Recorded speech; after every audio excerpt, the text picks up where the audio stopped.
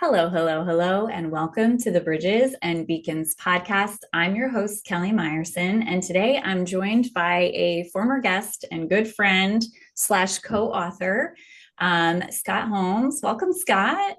Hey there. Thank you very much, Kelly. I'm so excited to have you here, and I just want to share a little bit about you with the listener before we get into our conversation. But, listener, I'm going to ask you while I'm reading Scott's bio, I want you to get yourself a cozy beverage, something to write with. I have a feeling, and my feelings are usually pretty good, that you're going to learn some strategies, tools, or have a little bit of an aha moment. So I think having that notebook with you, if possible, if you're driving, please don't write and drive. We don't believe in that. That's unsafe. But if you can, grab yourself a beverage, grab yourself a pen and a piece of paper or your favorite journal, get cozy, and let's get ready to hear about Scott. He's an intuitive energy healer, author, speaker, and leader, bringing stories, understanding, and perspective to the world through one on one, group, and virtual settings. Thanks again for being here, Scott. It's certainly my pleasure and wonderful to be back on your program. Thank you. Yes. I will link your first episode in the show notes for the listener in case they want to go back and hear our perspective. It was probably a couple of years ago, Scott. It was 2 years ago, yeah. Yeah. So it's been a little while since you were on the show. It was still Mystic Nerd Squad podcasts at that time. We're still Mystic Nerds, like that has not gone away. No, it hasn't. But as we were talking about, I think timing is everything. I'm sure, like me, you're feeling the importance of this time in human history for being on the side of serving humanity, caring for people, and creating a future world that is more inclusive, loving, healing, etc. So, I think this conversation is so important. There are many things that we could talk about, but when I took a look at your sign up for the podcast, and I saw two words, actually three words, I'll say that I got very excited about. So, leading with curiosity and joy. Leadership, yes. Curiosity, one of my highest values, and joy. And I think those three words are so crucial right now.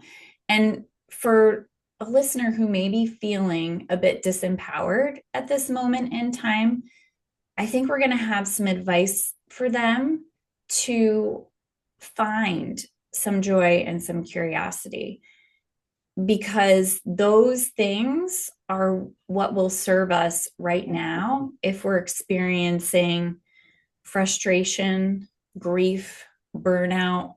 And so I'm going to pass it over to you. And I want to hear from you why talk about leading with curiosity and joy right now? What is so important for you about those two qualities? Well, thank you for asking. The curiosity, I think, is the second most powerful magic that there is after love. Mm, Why? When we're younger and we're learning, curiosity is an everyday event. When you look at a baby and they start looking at their hands and they see their hands for the first time and they don't know, oh, what are these things? Every day when we're growing up, when we're going to school, when we're doing that, all the way through till we're 18, 19, 20, we are curious when we meet people. Can they be a friend? Wait a minute. hmm Can How can I do that? What school am I going to go to? What am I really interested in? All of those questions. We get into adult life, and all of a sudden, curiosity kind of stops. mm, You have children, you have a job, you have all of the chores, you have the responsibilities, and the weight of all those kind of dampens curiosity. And I and I and it happened to me also throughout my adult life. That curiosity about things kind of dampened. I didn't have time.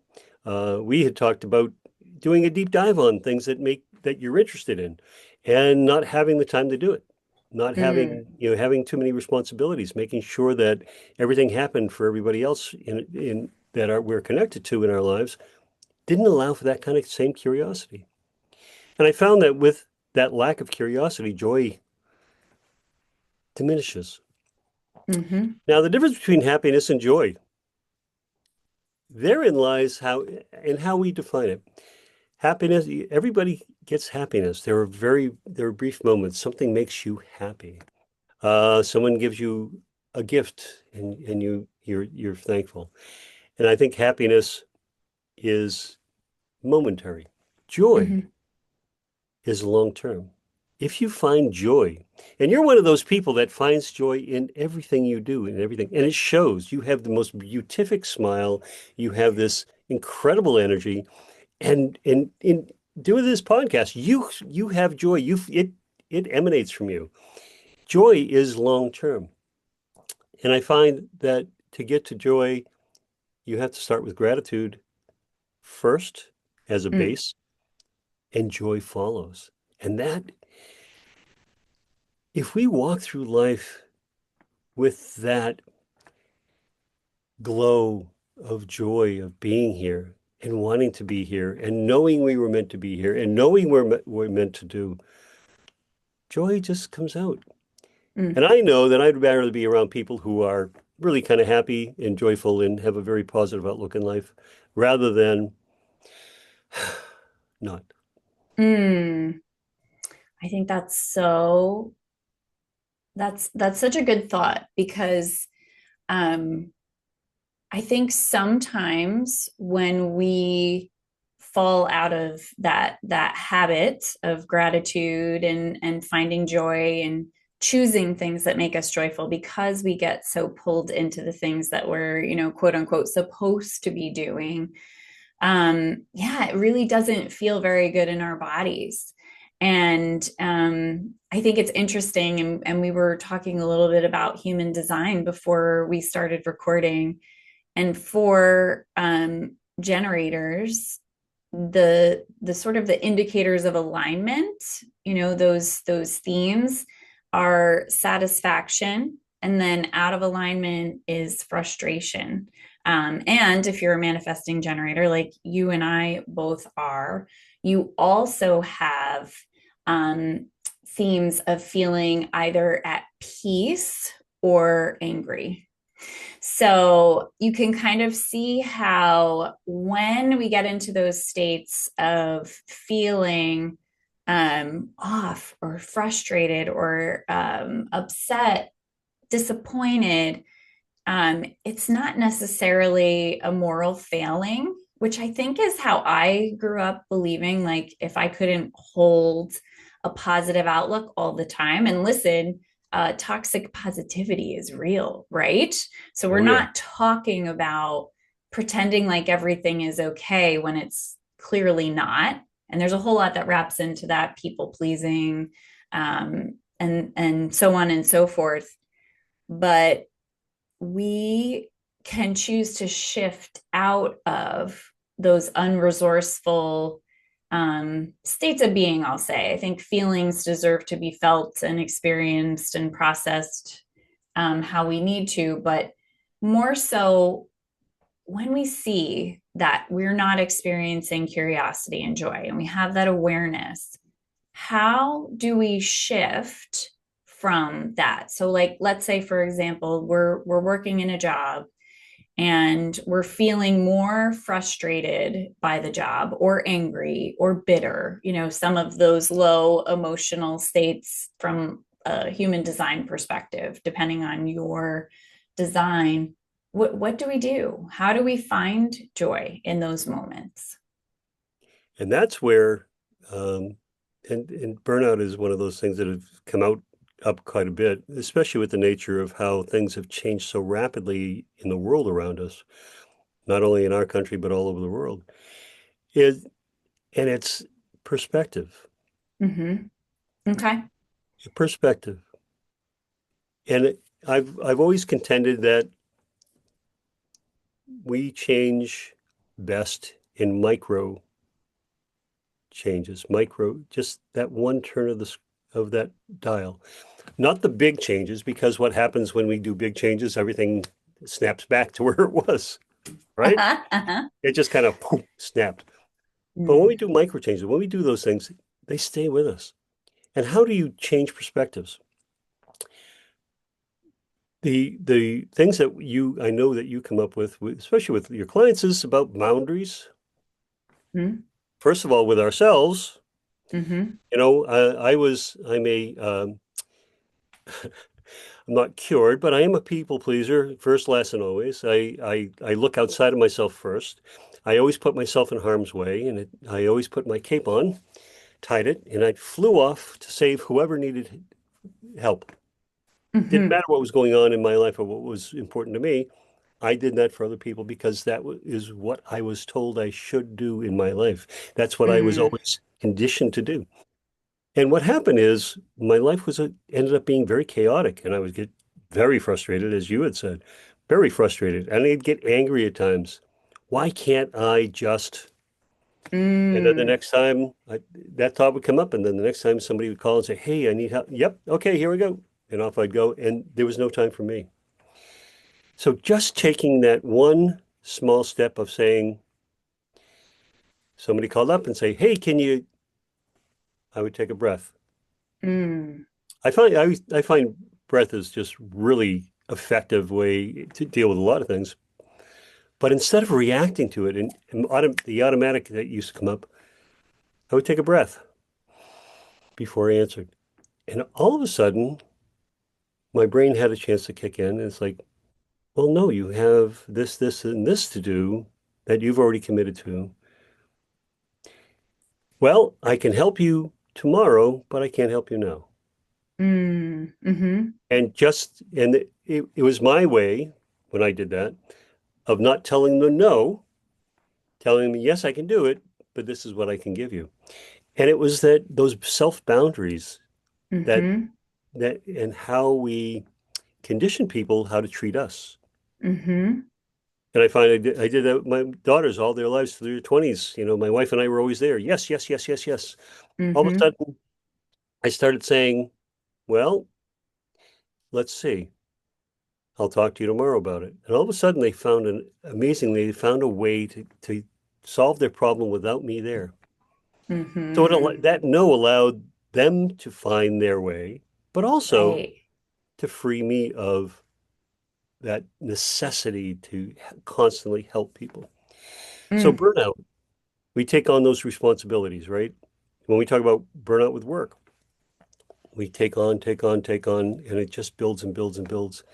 And now work takes over our life and it becomes, if you've any of those out there, if you've ever, it used to happen to me, I would wake up of 8 hours of sleep and felt like I worked for 8 hours because my mind never shut off. mhm, My mind kept trying to solve problems that I was trying to resolve through the mhm. course of the day, and you would wake up and you would feel like you worked 8 hours rather than slept. Yep. So burnout perpetuates itself, that sense of it. So Uh-huh. so again, breath in the morning. What I found, waking up, taking that breath and feeling into the gratitude, feeling into my body. Just feeling it, hey, gee, what's hurting today?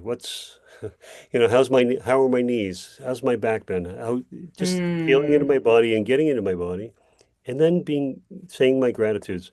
Gratitude, by the way, saved me at a very tough time in my life because someone said, "Tell me three things you're grateful for," and in that moment in my life, I could not think of one, mm, and I realized how sad that was that I couldn't feel gratitude for it, and so it came very slowly. mm, But now, if you ask me what I'm grateful for, I have a list about 25 pages long that I will tell you that am grateful for and things I get to do, not have to do, but I get to do.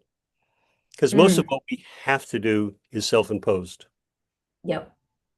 Either No, we're it absolutely is.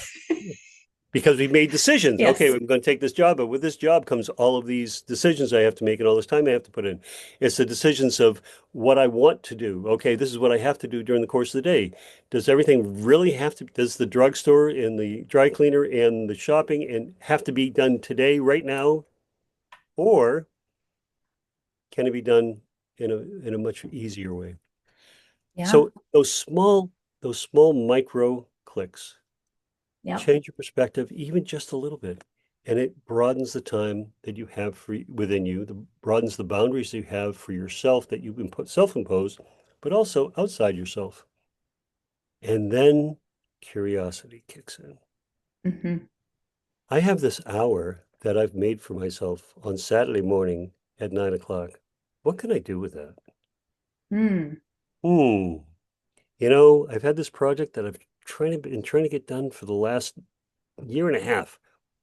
Let me put an hour into that. Now all of a sudden there's progress.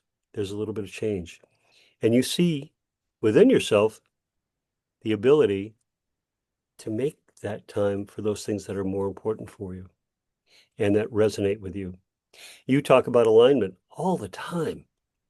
And the older I get, the more I do, the more aligned I am with Hmm. what I want to do. This year, and Egypt was last minute. I just um, signed on with that with a friend who's going to Egypt in April.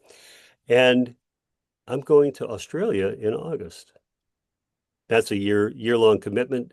Very expensive, going from Boston to Australia, 24-hour flight, spending 2 weeks there and then coming back. It is a commitment, but the adventure, Hmm.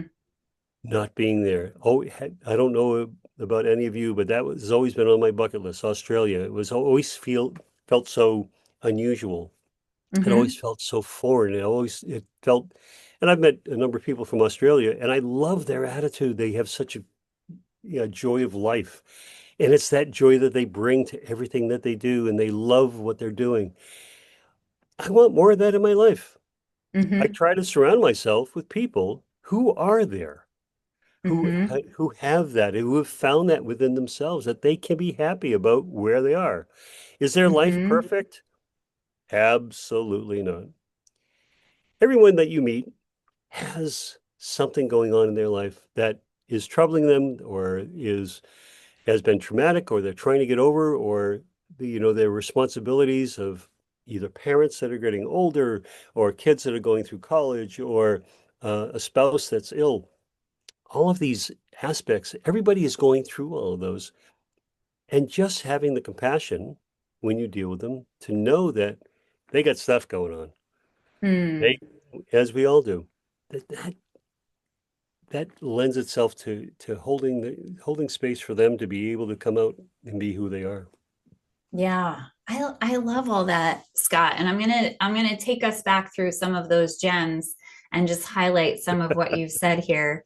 So you started out by talking about the shift of perspective. And I think that is something that can be really difficult if we're sort of in that space. And I agree with you that breath is such a great way to access perspective and creativity and curiosity, like you talked about. The other thing you talked about was boundaries.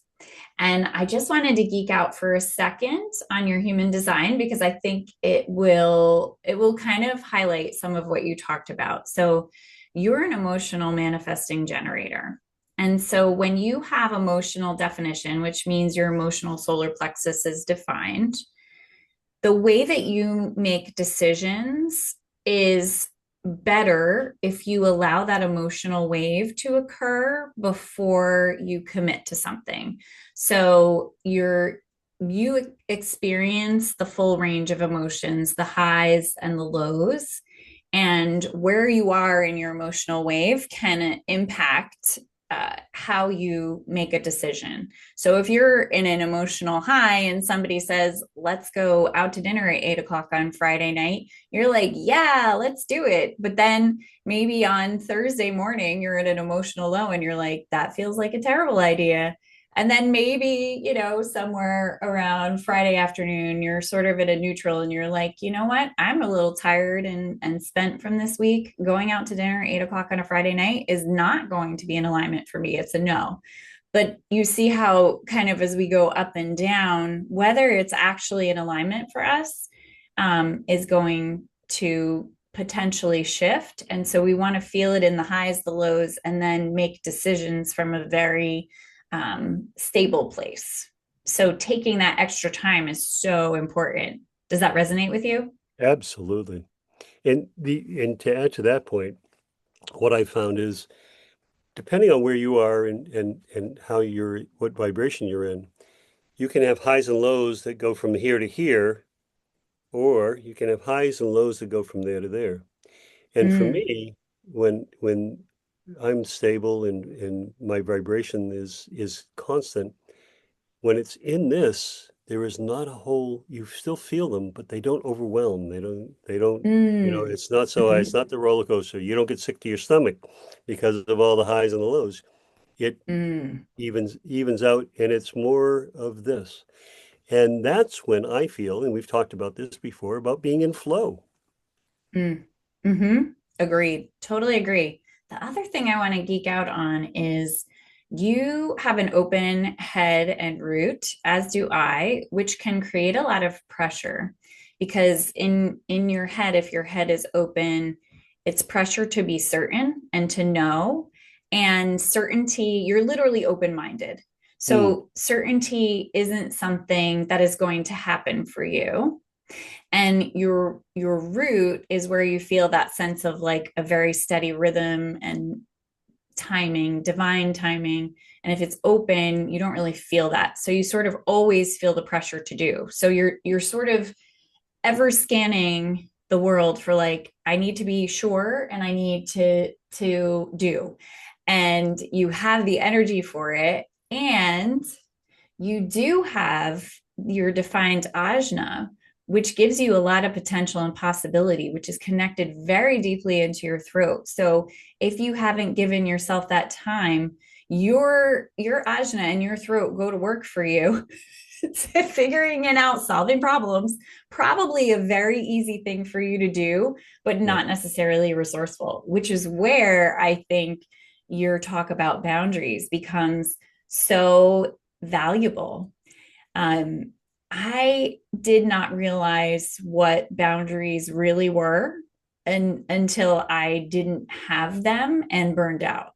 And it took me a while and a few seasons of burnout before I realized what that really means and how you actually put them into place. Mm. How does that resonate with you?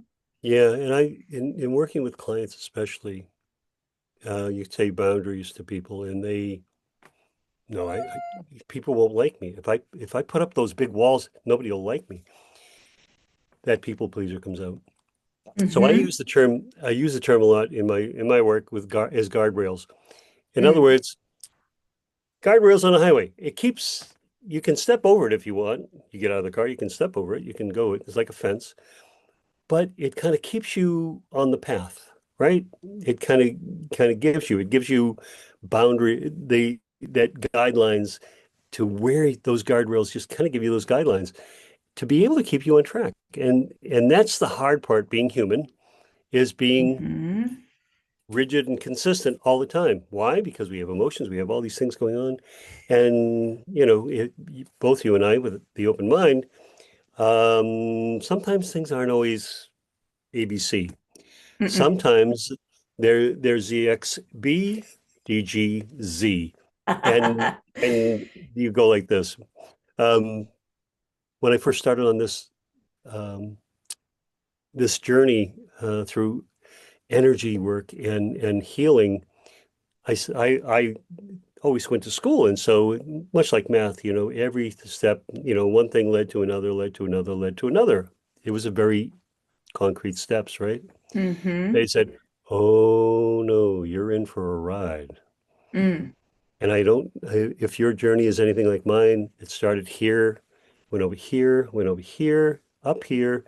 Oh, look, butterfly.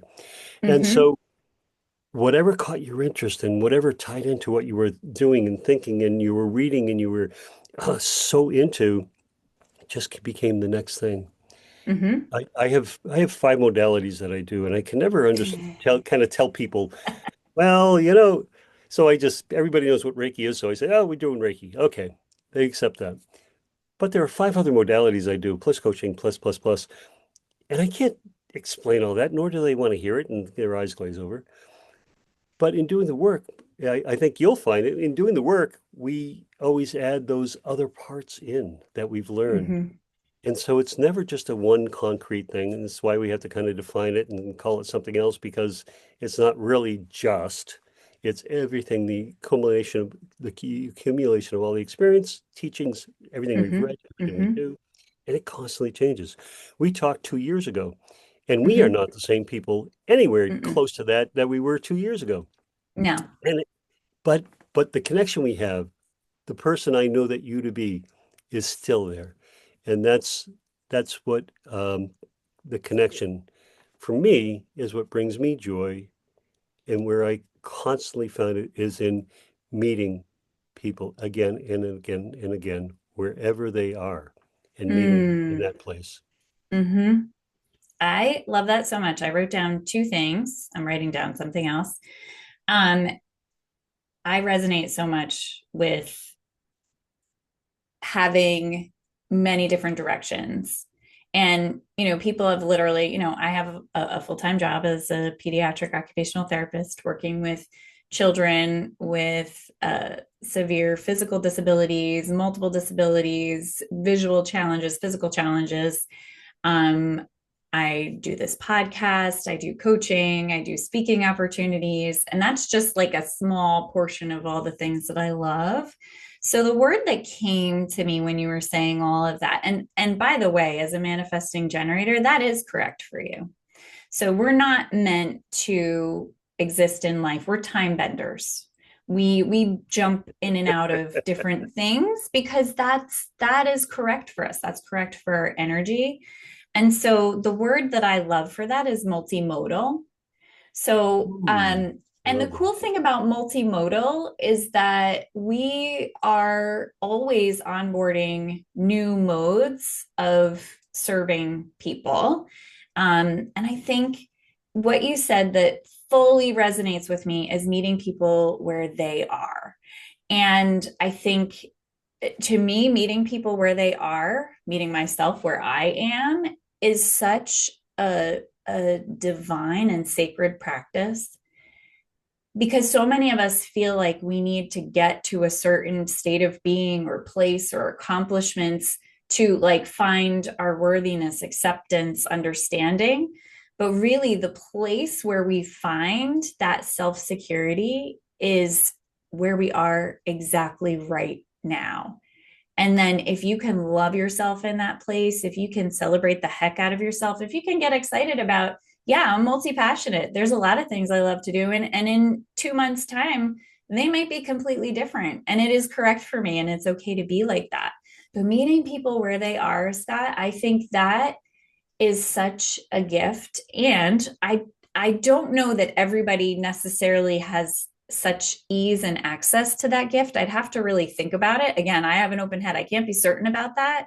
But my suspicion and my intuition tells me that we may think that that's kind of like a no brainer because it's so easy for us. But I don't know necessarily that everyone has that capacity or capability to really hold space for someone as they are, see them for who they are. And I do think that that is probably one of your top strengths to be able to hold that space for people. Does that resonate with you? It certainly does, and it's what I found in going to Peru last year. What I found is really what it's about. It's my ability to hold space for people. And Mm-hmm. never realized it, never saw it. I did it intuitively, and now I see it fully for what it is. And I really do find that people, in dealing with people, just being able to allow them the space to be able to be themselves and not have to put the masks on, to be able to take the masks off.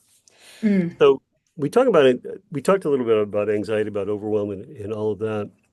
And I just wanted to bring a tool that people might be able to use. And I've used this with a number of people who have anxiety, or they get Mm. upset, or they get nervous.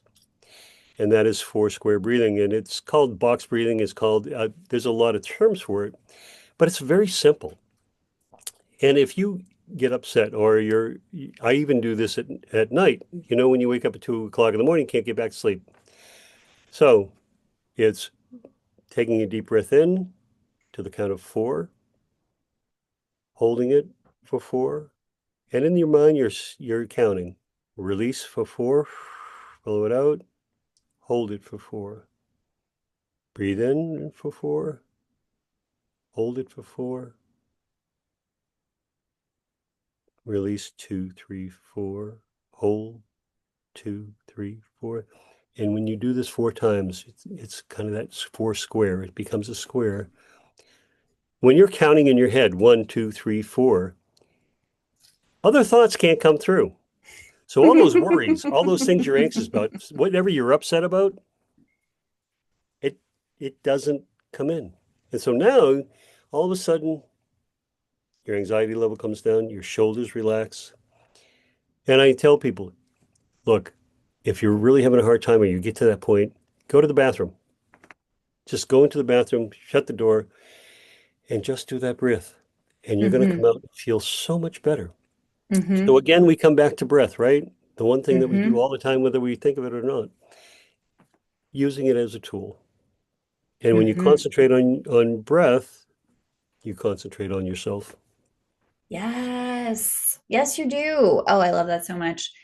And I think what some of these breathing patterns do so beautifully is really down regulate your nervous system when we're getting into that state of fight or flight, and our nervous system goes haywire. We're in that heightened, not in our emotional wave.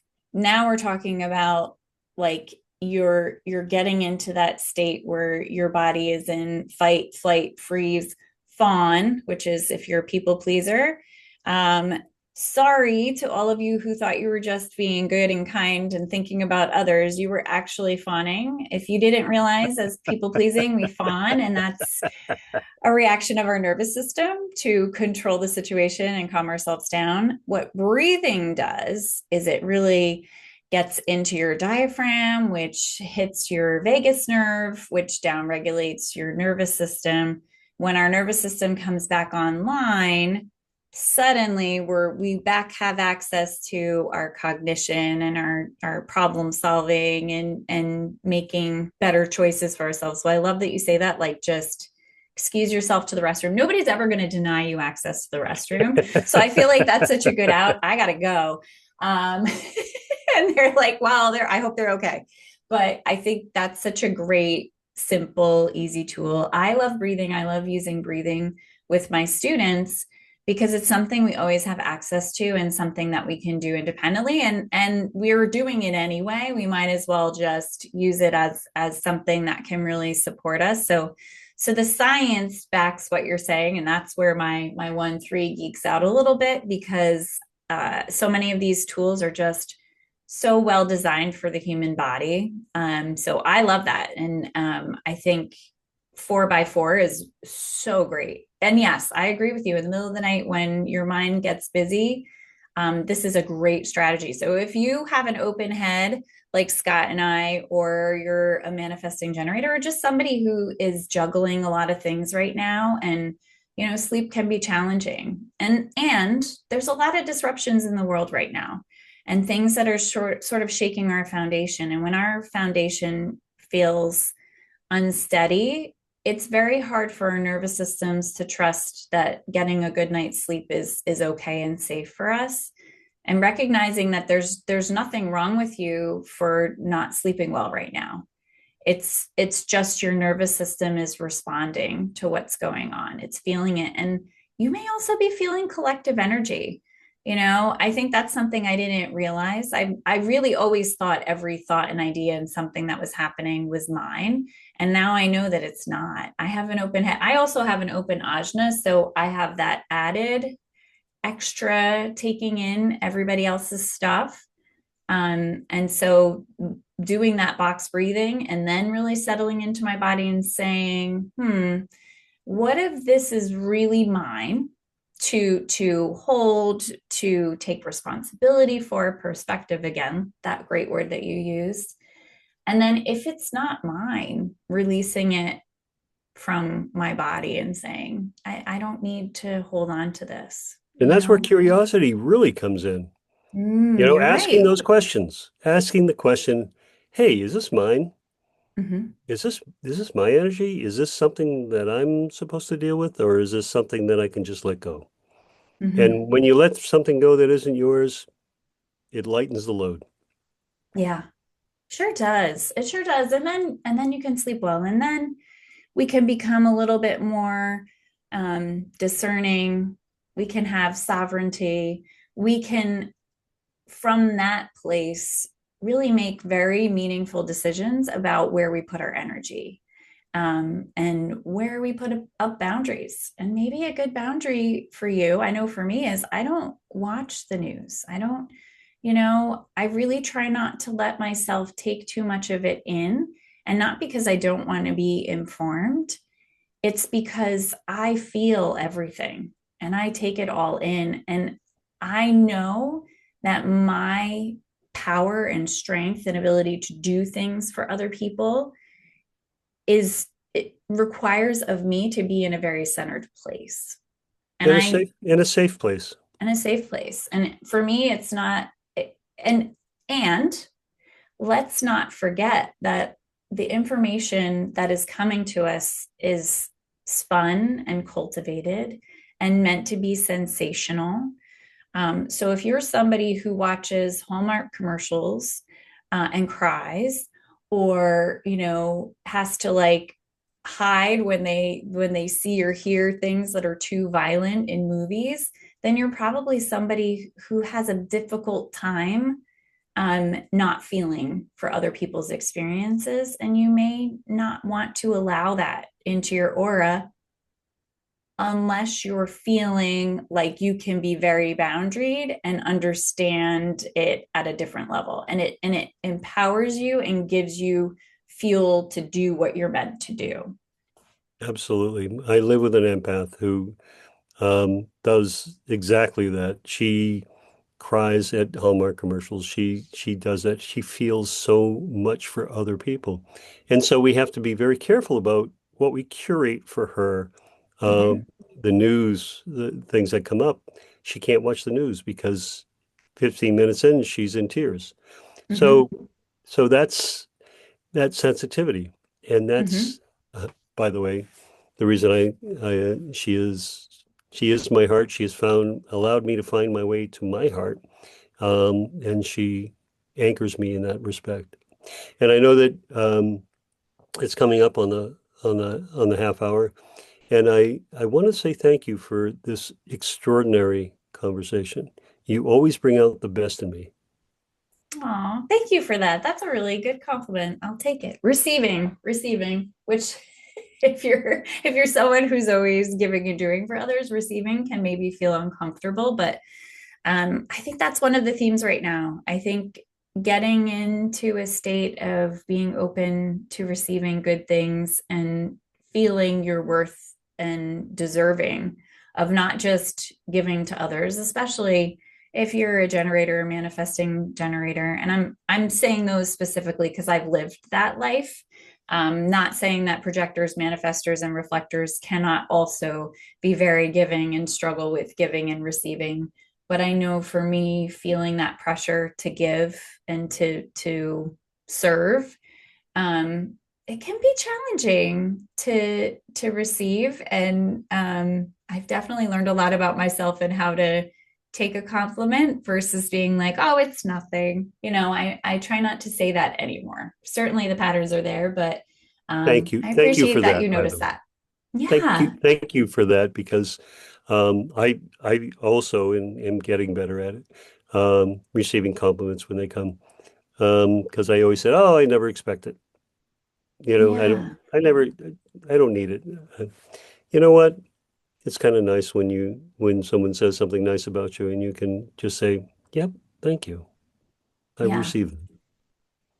Recently I was in my Akashic records and just looking for a little guidance on some things. And what I was given is to picture how the ocean waves go in and out and in and out. Give, receive, give, receive. It's not meant to be like give, give, give, and hope that somebody will throw a breadcrumb your way. It's meant to be in a flow. And that expecting and being ready to receive is not a negative thing. It's what we're meant to do. And interestingly, I'll just throw this last tidbit out. Right now, in terms of looking at the planetary transits, and we can look at the transits as impacting our human design. So we have our individual body graph chart with our design with defined and undefined and open and closed centers. And then we have what's actually happening in terms of the sun, the moon, the planets, other celestial beings that are moving in different places. And so right now in the North Node and South Node are 37 and 40, which are all about giving, receiving, boundaries. And it's been there for a bit and it'll be there until sometime in May, like towards the beginning of May. So that theme is playing out right now. And so we may feel that more, that sense of like duty to others and playing out the way that that becomes resourceful or not for us. And that's why I geek out and looking at the transits, because knowing that that's a pattern and a theme up there. And I mean, the other day, literally, I have some friends over on LinkedIn and we support each other's posts, and the theme of giving and overgiving was in several posts of people that I know. And I was Oh, like the timing is impeccable. So I sort of trust now that if I'm feeling that theme, there's probably a reason why. And I believe all of that shifting, all that planetary stuff, whether you're somebody who subscribes to human design, astrology, I Ching, all of those things or not, you get to decide. But it helps me to understand what's happening, to know what is coming up for me to be available to repattern or heal right now. Getting curious about it and excited about it, and like, oh, yeah, let's look at my boundaries from a place of curiosity, which is kind of funny that that's coming to me now, Scott. But like, I get to be joyful about it. Like, oh, wow, look at how I used to fawn so much, how much people pleasing, and how that pattern, that groove, that pattern and that groove is so easy to fall back into. I was literally going isn't to say fall back into, and my phone fell. So that to me is the universe, like fall back into, it? like a groove on a record player. Like you could just get stuck in that skip, and that then I can go, oh, there it is again, and like, all right, let's see if we can repattern that, and what does it look like for me to shift my habits and behaviors to repattern that. So, what Love did it. you want to say to that? Wow. Yes. Very easy to fall back into those learned behaviors. Mm-hmm. Um, we've created new patterns. Yes, we have created um, kind of new pathways. But the old ones are still there. They can be detours, when Mm-hmm. we get tired, when we get overwhelmed. Sometimes we fall back into because they were easy and we know those Mm-hmm. ruts and we're familiar with them. And Mm-hmm. maintaining the integrity of who we are today takes energy Mm-hmm. until it becomes the old pattern again. It becomes Mm-hmm. your old pattern. Mm-hmm. Mm-hmm. Yep. Yep. Yep. All yeses to that. I have definitely had those experiences. Scott, I just got an intuitive hit to pull a card for the listener and for us for today. Are you open to that? Pulling a tarot Absolutely. card? All I right. love, I'm gonna go for the light seers tarot. I love this. This is such a beautiful deck. So let's see what is coming up for all of us. Sort of a theme. Oop. Okay. Who jumped out? When they jump out, that has strong meaning. So, Three of Pentacles. And as I do love to teach people, and I don't know if I can get a picture in the show notes, but I'll try to get this in the show notes.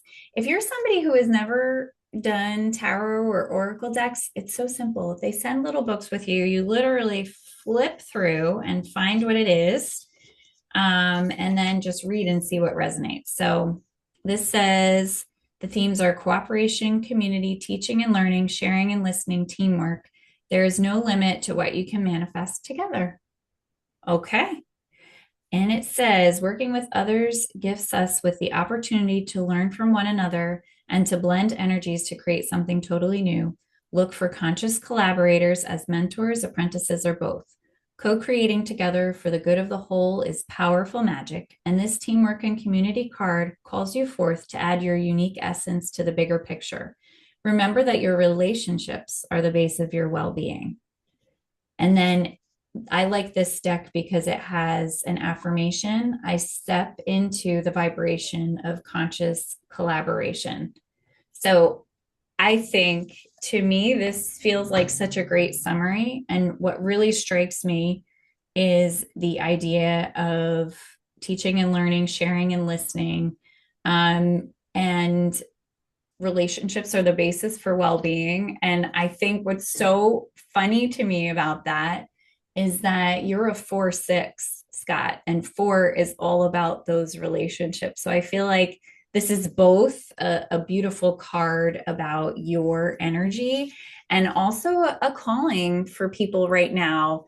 That 3 of Pentacles energy of working together. And if you're only listening to this and you can't look at the picture, I'll describe it for you. So there's 3 people. One person is holding a tapestry up while someone sews at it, and somebody else holds the yarn. So it's a full collaboration of 3 people. Scott, I think that's a really cool card. Any That's thoughts very on cool. the card? It actually summarized everything we've talked about today. Totally did. It really Well, did. Scott, I don't want to miss out on the opportunity for you to share what you have going on and how people can get into your community and your world. So would you share a little bit about that with us? Thank you. rscottholmes.com is my website. We have, between Kelly and I think we have about 20 books that we've collaborated on. She is a beautiful writer and really prolific. I'm working as a lead author right now on a book called From Burnout to Burning Bright, Mm, about burnout and overwhelm in the world. And I thought it was very, very important. It's coming out in May, and it has 25 different stories. And the funny thing, and we're in the process of writing, is these accomplished authors that are in the book are having such a very hard time with this topic because they are reliving when they were in burnout and having mm, to kind of go back through those emotions again. mm. So it's time, and I think it's needed, and I think it's what we need to talk about. I love that. And I would love for you to come back when the book is ready to be released into the world I'd love to. and talk more about it. I think that book is going to be so phenomenal and well timed for this year. Um, if listener, you've been really moved, I really encourage you to connect with Scott. We'll have all the ways you can find him in the show notes. Please like, share, and invite someone to check out this conversation. When you follow the podcast, when you comment, when you share it with other people, you get this message out. And I believe that the work that Scott and I and others like us are doing is really bringing about a better future for ourselves, for our children, and for generations to come. So please support us. And I hope you enjoyed this episode, and we'll see you next time on the podcast. Bye for Thank now. you. Bye.